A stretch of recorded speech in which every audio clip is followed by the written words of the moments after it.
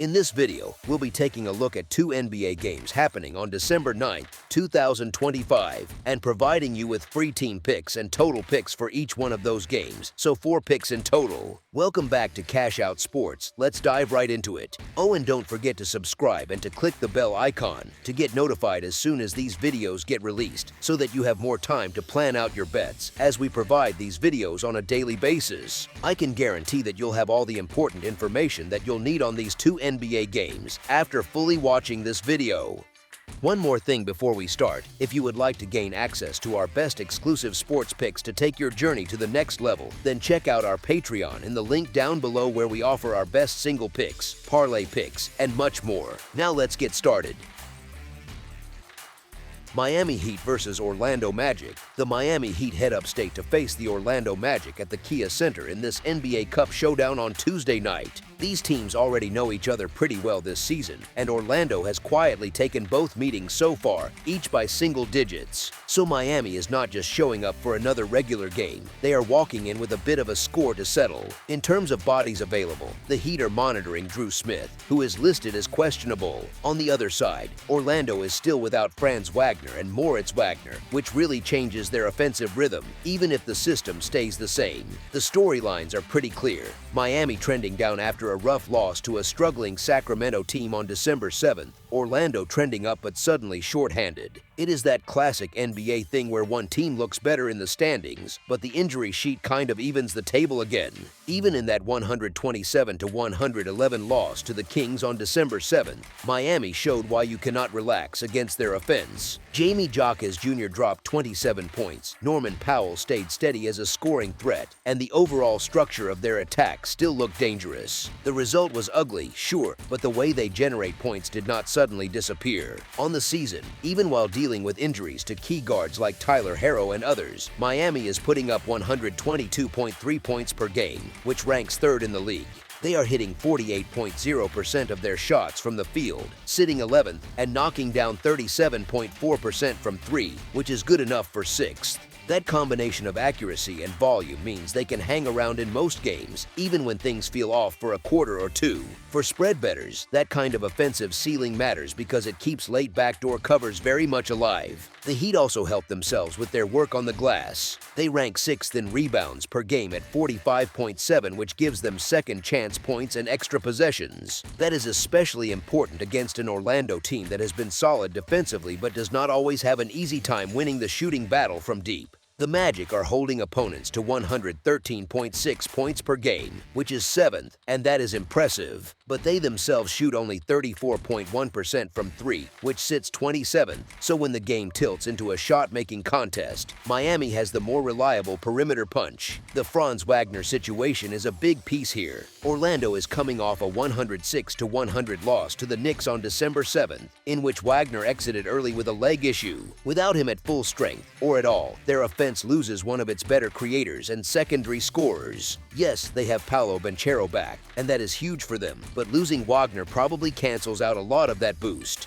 It is a bit like finally getting your favorite tool back in the box, then realizing the battery just died on the other one you always use beside it. Miami, meanwhile, has cooled off since Herro returned, dropping 3 straight, including some rough ones to the Kings and Mavericks. That skid can scare some bettors away. Still, this specific matchup has a different feel because it is a tournament game with elimination stakes. In these spots, coaching and preparation tend to matter even more. There are not many coaches you would place above Eric Spoelstra when the intensity cranks up and possessions start to feel heavier. He has a history of squeezing more out of his roster when the environment feels closer to playoff basketball. There is also the small but real factor of the crowd. Orlando usually sees a good number of Heat fans in the building, so the Magic do not always enjoy a fully comfortable home edge. It can feel more like a split building, especially in a high-stakes setting. When you combine that with Miami finally getting healthier, with players like Herro, Davion Mitchell, and others upgraded to probable, the gap between these teams narrows even further from a spread perspective. Orlando has already taken both earlier meetings, which might actually nudge Miami into a more locked-in mindset here. So while it would not be shocking to see the Magic hold serve at home, there is a strong case that Miami's combination of scoring depth, Rebounding and coaching in a knockout environment makes them very live to cover as the favorite. The narrative of revenge, the healthier rotation, and the slightly neutralized home court all tilt this spread conversation in one direction by the time you finish weighing it all. As our first pick for this matchup, the Miami Heat to win and cover the spread as favorites is our full game side pick. Miami's offense is clearly one of the top units on paper, sitting at 122.3 points per game, third in the league.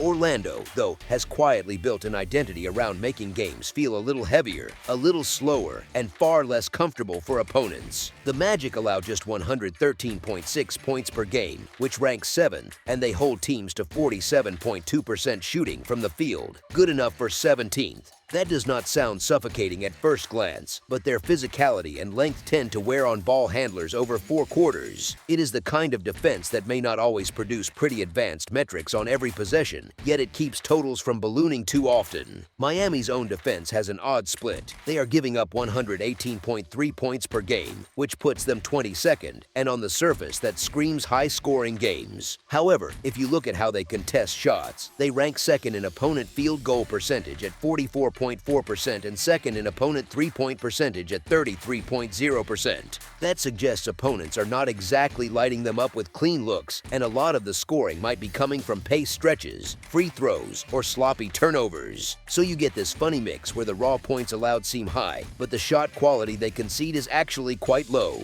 Orlando's offense averages 117.8 points per game, which lands them 12th.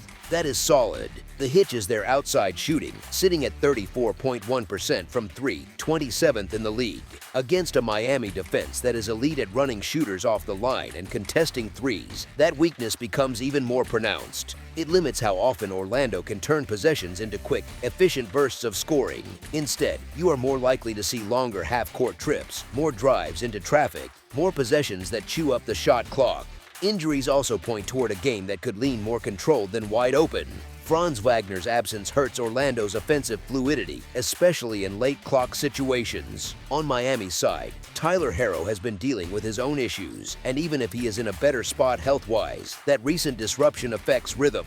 When both teams are managing rotations and minute loads, coaches often shrink the game, lean on sets they trust, and live with a slower pace rather than turning it into a run-and-gun affair. Add the tournament atmosphere on top of that. Elimination games often tighten up in the second half, with longer timeouts, more deliberate possessions, and a focus on 1 or 2 mismatch actions instead of wild up-and-down sequences. Players feel every mistake a little more, and that often shows up as more cautious shot selection in crunch time. The scoring can still spike in pockets, but the overall flow tends to lean toward control rather than chaos. Given Miami's strong defensive efficiency, Orlando's issues from deep, and both teams managing key injuries while dealing with knockout pressure, the setup leans toward a total that lands lower than you might expect from Miami's raw scoring average alone.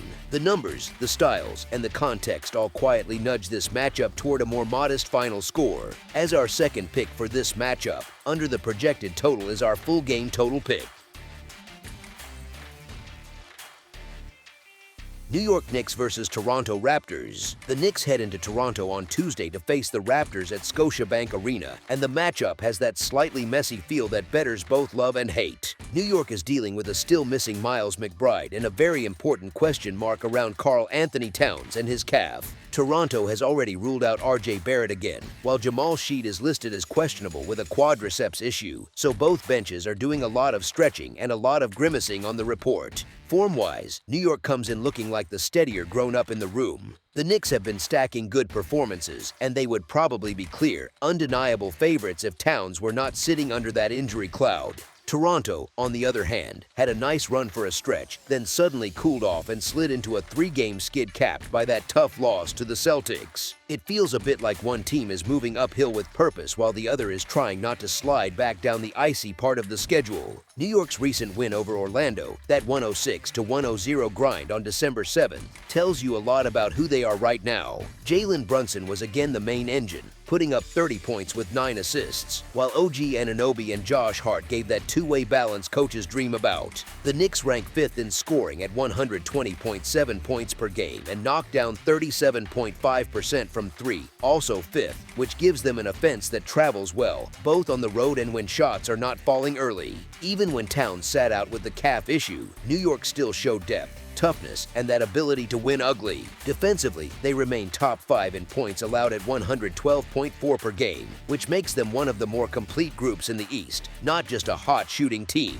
Toronto's current story is a bit less cheerful. They are coming off a 121-113 loss to Boston on December 7th, their third straight defeat, and some cracks are starting to show. Brandon Ingram put up 30 points in that one, and Scotty Barnes added 18 with 11 rebounds. 11, but the Raptors simply could not match Boston's shot-making for 4 quarters. On the year, Toronto averages 116.4 points per game, sitting 18th, and shoots a strong 48.6% from the field, which is 6th, so the raw efficiency is there. The issue is not that they cannot score, it is that they have not been closing well against top-level competition.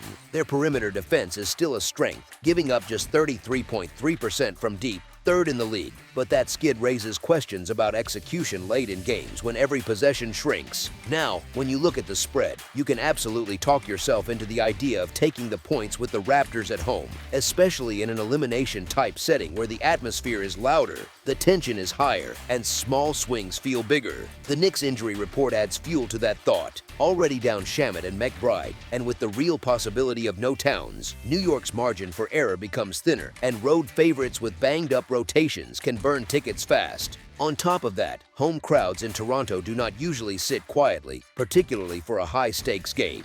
They tend to act like a sixth defender, even if that is mostly psychological. However, that is only half the picture. Toronto is coming off a brutal stretch, and asking them to suddenly flip a switch against a team that has been handling them for a while now does require some faith. The Knicks have won 9 straight against the Raptors and have covered 8 of those, including a 22-point win just last week. Toronto has not beaten New York since January 2023, when Avatar: The Way of Water was still in theaters and the third film in the series was set to land the following week.